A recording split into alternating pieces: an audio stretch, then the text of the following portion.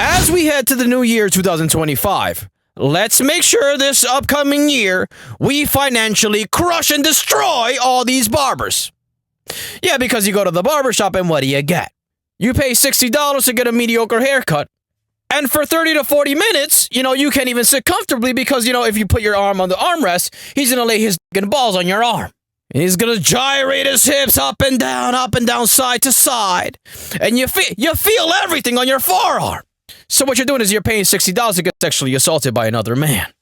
And you can't say it. You say anything, he's going to act like, what are you talking about? I'm just doing my job. These people are natural-born predators. You walk into the barbershop, you give these people simple instructions, they can't even follow it. Every time I go in, it's the same procedure. He asks me, what do you want? I just tell him, listen, make my shit straight, bitch-ass nigga, that's it. Can't even follow directions, pushes my all the way back. Because he knows I'm going to be forced to come back next week to give him another $60. So he can be able to fix my shit all over again. Push my shit all the way back. And what's worst of all, you see them, and they're all driving luxurious cars. They all have either a Benz or a Beamer. Or some other luxurious car. And you start to ask yourself, well, how is this all happening? It's called price gouging. These people are rubbing their nuts, rubbing their genitalia all over your arms. You can't even put your arm on the armrest. And on top of that, they're getting rich off people like you. Oh, yeah, because now, as of late, after they finish fucking somebody's hair up for like 10 hours, 10 to 12 hours per day, they go on YouTube, because these guys are all YouTubers now. And they're all selling courses. All these hoe-ass barbers are now content creators that sell a digital product. Hey guys, you want to make six figures as a barber? Well, I got the course just for you. I'll highlight all the ways on how I got rich and how you can rub your nuts in a nigga's arm without no consequences. How to get away with it. You can get away with murder rubbing these nuts on people's arms. Then you have another guy. If you're a barber that constantly everybody's heads up, I got the course just for you. It's called the Beijing course. Oh, because that's another thing. Barbers don't fuck up anymore. They'll push your shit back all the way back. Your shape-up is all crooked. Your beard's all to the side. Makes no sense. But then at the end, after they f*** your shit up, they'll fix it right up with a bunch of spray paint. Yeah, because barbers are now spray painting people's faces. You walk into a barbershop because you want to come out looking like a decent human being, but you just end up coming out like DJ Khaled. A painted-on beard, a painted-on hairline. Everything's painted. You go home, take a shower, and it's like you never got a haircut. So for all these people's transgressions, they must now pay. All these bisexual barbers who do not stop putting their dick and balls on men's arms while they're getting a haircut must pay the consequences, and the consequences that they're going to pay is by getting financially crushed. They've been charging you $60 a haircut just to spray paint your face and hairline. They made hundreds of thousands off selling courses. And with all this money these people made, they started splurging on luxurious cars, homes. They're buying jewelry. My barber had a nice watch the other day. I didn't even ask him about it. I just thought to myself, that's a very nice watch you got there. And stuff like that gets me very angry. Because they're making all this money, and you know all this stuff is financed. The car's financed, the jewelry's financed, the house is, everything is financed. Because these people are thinking, well, I can just rub my chicken balls on these people and keep fucking their shit up and spray painting their hairline. And this money's just going to keep coming in, no problem. But what happens if we all as a collective just come together and say, well, you know what, fuck barbers. You schedule the appointments, as usual, and you just never show up. Next week, you schedule another appointment, you never show up as well. A week after week after week, the clientele is very spotty. He starts to question himself, well, what's going on? A bad week. This was a bad week. Next week, man, it's another bad week. What's going on? Oh my God, how am I going to make my car payment?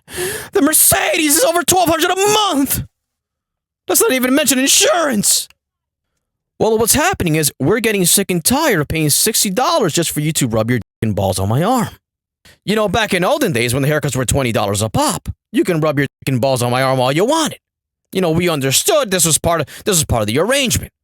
I gave you $20, you give me a mediocre haircut, and you rub your dick and balls on my arm, and it just is what it is. It's part of the culture. It's part of the barbershop culture. But at $60 a haircut, now this is the problem. At $60 a haircut, all the things that were, just little minor annoyances about the barber now become a big problem. Rubbing the dick and balls. The barber has a tonsil stone. His breath literally smells like ass. His fingers smell like booty hole. You ever been to the barber? His fingers sometimes smell like booty hole. These people go to the bathroom. They wipe their ass with their fingers, I guess. Don't even bother to wash their hands. They don't care their bar. They think to themselves, I'm the barber. I can do whatever I want. These people will never stop coming. Their hair's never going to stop growing. Even the guys with the Norwood 5, they have to still keep coming as well, because what about the size, bitch-ass nigga? You have to shave that shit off. You want to look like who? And so these people feel the sense of entitlement that we have to correct. The market has to speak. The market is fed up with these people. And we have to make these people pay the consequences with our pocketbooks. We want to start going to the barbershop, getting a haircut. You know, he's rubbing his dick and balls in your arm. And all of a sudden, mid-haircut, he runs out of the barbershop. Hey, stop, please! What are you doing with my car? That's my car! The bank came to repossess his car because he's no longer able to make these payments. Because the clientele is fed up with these people. We want to see barbers be more humble. We want to see barbers put a shield up between the armrest and their dick and ball so it doesn't go on your arm. You know, since they want to charge $60 for a haircut, how about they start offering more services? How about now we demand barbers at the end of a haircut, they provide us with a happy ending. No homo, by the way. You don't have to look at it that way. But I'm just here thinking, it would be nice, you know, you go to the barbershop, you get destroyed, you have to pay $60 for a haircut. You get a nice little haircut, you smell like you just came out of the barbershop, you feel amazing. But then on top of that, you leave stress-free because the barber gave you a beautiful happy ending. It was amazing. 2025, we must force these barbers to their knees. Complete humiliation for these people. And whatever service we ask, they must provide. For $60 a haircut, you best believe you're going to be shaving the hairs off my ass. That machine, you're going to swipe it through the crack of my ass and remove all them kinky butt hairs. I want it all off.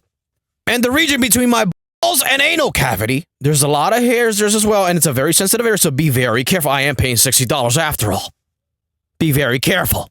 Sometimes I come after work and my penile region, is very musty. I need you to come bring a wet wipe and wipe me down. These are services that we now demand from these people. Yeah, because after the pandemic, I don't know what got into these barbers. These people just thought they were superstars. And barbers are going around like they're superstars. I look at these guys, you would think like, well, this guy's probably in the NBA. Look at him. Look at this guy. Look at the way he dresses.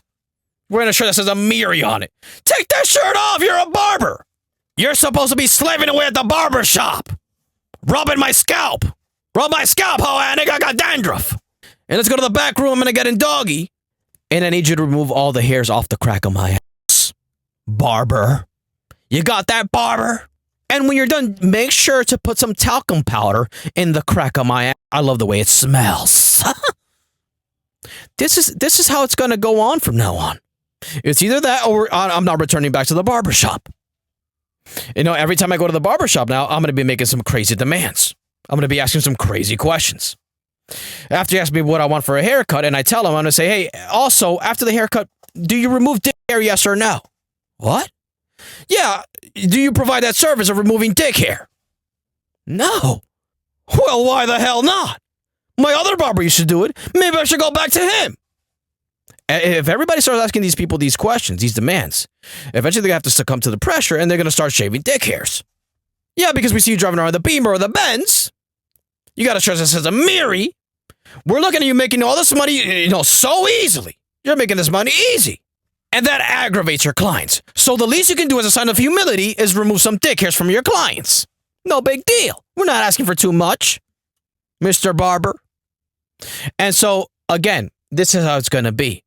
Don't allow these barbers to disrespect you. You're giving them $50, $60 a haircut. Don't allow these people to disrespect you. They're nothing without you. Another thing that you can do is start getting your haircut with women. Go to the hair salon. When you go to the hair salon, this is what you get. You pay $20 for a haircut. Okay, these hoes know how to cut hair as well. Yeah, they might fuck shit up. Okay, they might fuck up your shape up, make it all crooked and weird. And your fade might have a couple lines in it, but who cares? You're paying $20. And for $20, you get a nice little scalp massage. They start rubbing your hair with shampoo, lathering it with conditioner shampoo. Then they put a little gay towel around your neck and they say, come over here, papi. And they put your head back in a sink and they pour warm water and you feel all that shampoo and conditioner just running to the back of your scalp into the sink. Feels amazing. all for $20. And all these women that work in salon super thick, so you're looking to look at a gigantic ass the entire time, and the smell of a woman. Not the smell of a man's wiener all over his fingers while he shapes up your beard. Because that's what you're getting at the barbershop. And it's all for $60. So I'm just saying, look, you have other options out there, guys. You have other options.